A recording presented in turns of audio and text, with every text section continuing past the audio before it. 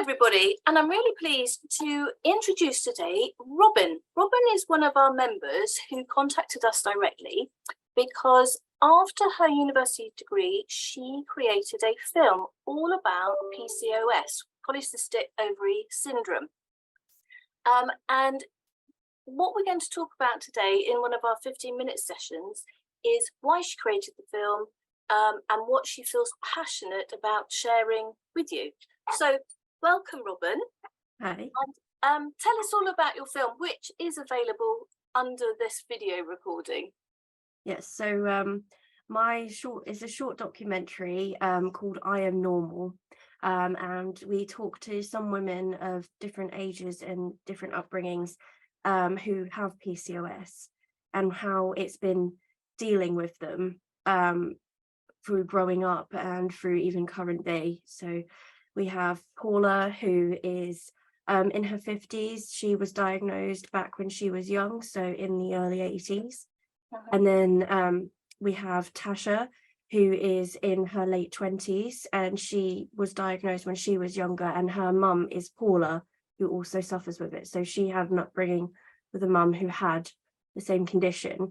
We then have Jessica, who was also diagnosed from a very early age because it was back when she just left primary school.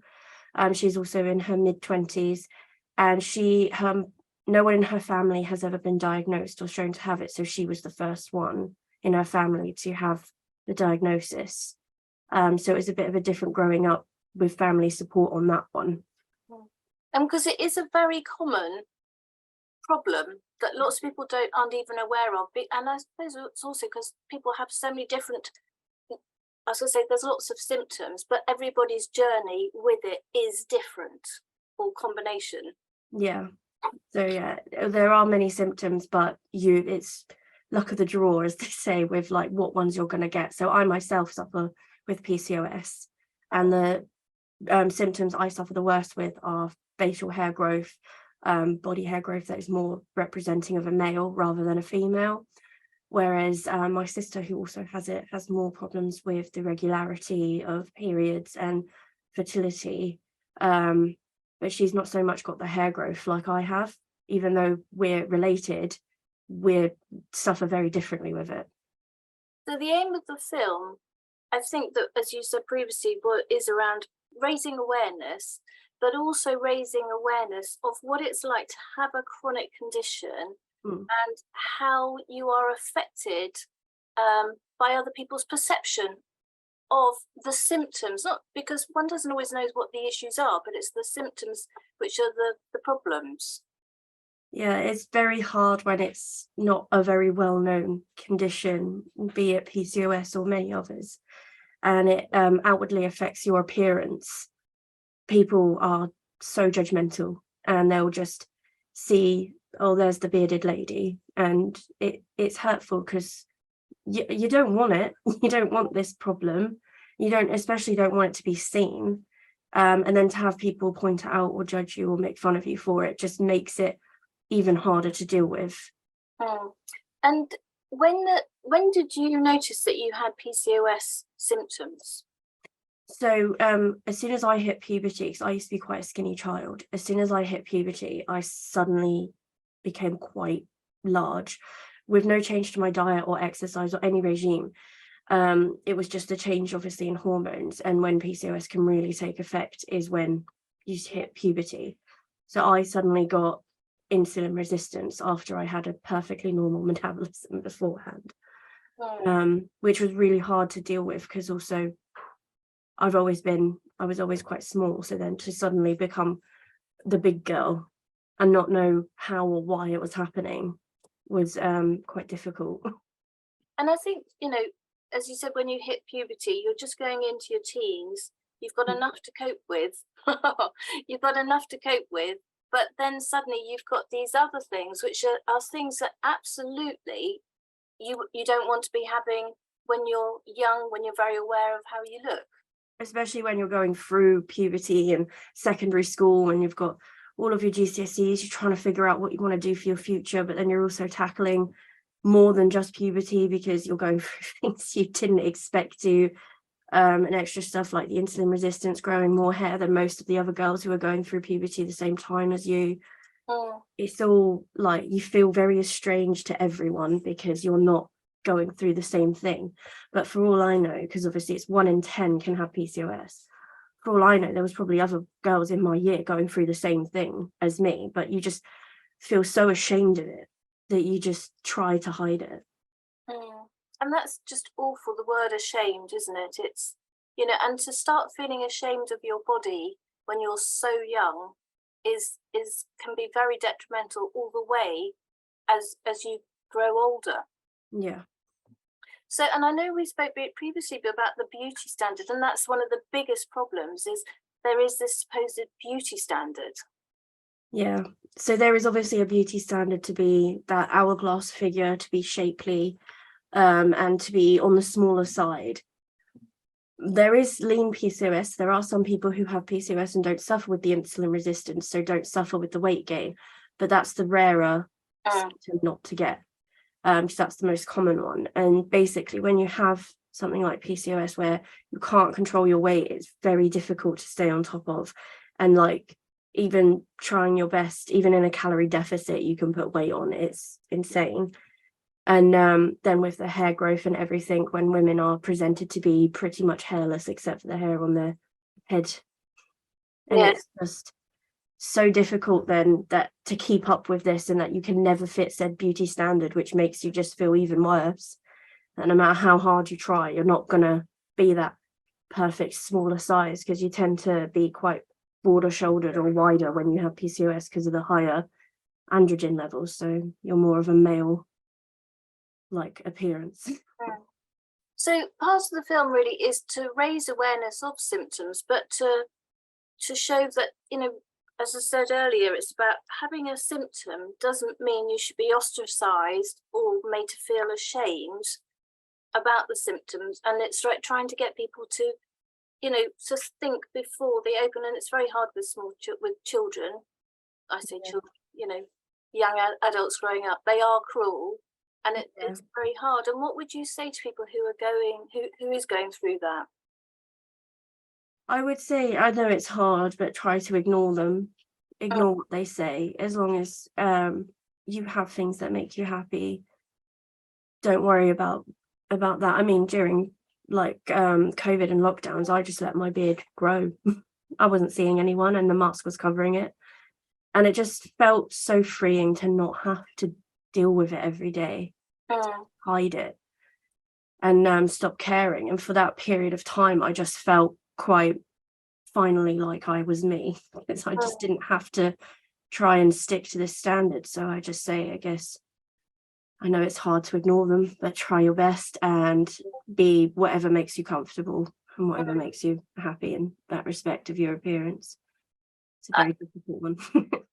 I know one of the other things is that you're trying to raise awareness within healthcare professionals to understand more about the condition and to be aware of it and how they can support people with PCOS. Yeah, it was one thing I really, because I thought it was just a personal experience by trouble with the doctors, but when I was doing research and when I was talking, because I talked to most people who sent us photos, which are part of the collage at the end of our documentary, so many of them told me their stories, and so many of them were dismissed by health professionals, just not given the time of day, or just simply told, given the test, told they have PCOS, and given a little pamphlet of like just a print off from the NHS website of like the symptoms, but not really much advice on how to control the symptoms or how to help, because obviously it's incurable. And most of the time, everyone's just said you can go on the pill or you can just deal with it. And all the pill does is hide the irregularity symptom. It doesn't help otherwise. Well, what do you think doctors could be doing? Is there something, you know, they can do directly to help? I mean, it's not just with PCOS, I guess it's with women's health. I wish there was just a little bit more training or specialised areas in women's health, more than just a gynecologist. Because I did learn that a lot of things that can help with PCOS and the weight gain is through dietary and nutrition. But I only found that out through looking up things myself and finding studies from Australia rather than my actual doctor or the people that you would hope would be able to advise you on this kind of stuff. So I would just, I guess, a little bit more respect from them for the condition, because it's not easy to live with. No, so it sounds a very hard thing, and it's obviously something that you've also been very aware of, is looking after your mental health, which is an underlying thing with so many chronic health conditions, is to look after, if you can look after your mental health, it makes the symptoms easier to manage. Yeah. And then, as we've said before about the symptoms, the more you worry, the worse the symptoms become. Yeah. So yes, it's a tricky one. Yeah, I mean, yeah, I suffer with depression. My sister went through a stage of suffering with depression. So many people who I've spoken to have suffered with depression or have severe anxiety and social anxiety. And when I spoke to them, it really came down a lot to their appearance and the way people perceive them, which is just really sad. Yes. So the aim of the film is to raise awareness about PCOS, to make people aware of symptoms that are through no fault of your own, but things that don't conform to the beauty standard, which makes that very hard. And I think this beauty standard is a mythical thing, on the basis that the pictures that we see are all, they're not real people as such. Oh no, they're all touched up, airbrushed, or like even videos can have it now and you wouldn't even know they've made them to look curvier, skinnier. They change, like with these filters that they put on your face, they give you contouring makeup or change your face shape. And you don't necessarily realize, because it's so subtle, but the difference is so impactful, and it's then really makes reality so much harder to come to, because even the people that you're looking at, that you're admiring, that you're thinking, I want to look like her, don't even look like that. Yes, that's why they don't get recognized all the time, isn't it? Because they look so different. So different, yeah. So what would be your final message to people? Would it be to please look at your video and then sort of pass around the word about this condition to raise awareness? Oh yeah, absolutely. I mean, the more people, because it's to me, it's so insane about how very few people know about the condition, yet the number of people who are diagnosed and suffer with it. And so I would say, yeah, please watch the video. The people talk about their personal experience and their mental struggles, as well as we have some animations explaining more into the symptoms. So it's very good, informative, and easy to understand, because it's the most simplified way I could put it. And please share, so that the more people who know about it, hopefully the less women will have to go through what I went through, what my sister went through, Jessica, my mother, like what everyone had to suffer through with bullying and misjudgment and harsh words. And especially maybe hopefully it will get round to doctors looking into it more, because the dismissiveness that my sister and my mother had from fertility clinics was heartbreaking. They were just told to lose weight, and it's so difficult. Yes, it's not easy, especially when your body's fighting against it in particular. So yeah, well, I'd really like to say thank you so much for being so open and honest, because it is very difficult. Certain conditions people are up there shouting about and proud to almost proud to have the condition, because there's no shame. Well, there should never be any shame, but it is really well done.